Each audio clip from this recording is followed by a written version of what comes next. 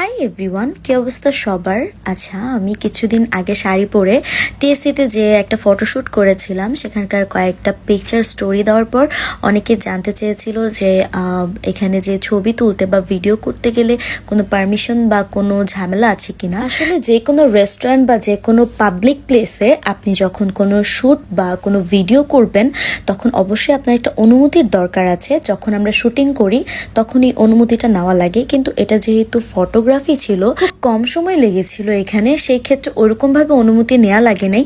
সুন্দর মতো বললেই আসলে তারা নিজে থেকেই বলে যে হ্যাঁ আপনারা ভিডিও করেন, ছবি তোলেন। এই যে দেখতেছেন যে সামনে ফুলগুলো নিয়ে আমি ভিডিও করতেছি, এই ফুলগুলোর সামনে দোকানদার মামাই আমাকে বলতেছিল যে মামা এখানে ছবি তোলেন, এখানে ভিডিও করেন, তাহলে সুন্দর হবে।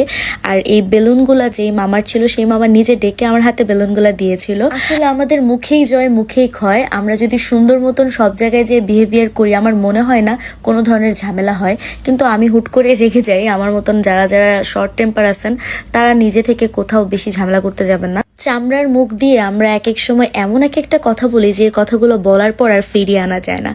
যাই হোক, আমার পিকচার অ্যান্ড ভিডিওগুলো আমি আস্তে আস্তে পেজে আপলোড দিব, অ্যান্ড আপনারা সবাই জানাবেন পিকচার অ্যান্ড ভিডিওগুলো কেমন হয়েছে। And all credit goes to Mamunur Tushar. Thank you for the shoot. অনেক সুন্দর একটা ভিডিও আমার কাছে আছে, খুব তাড়াতাড়ি আপলোড দিব। বাই।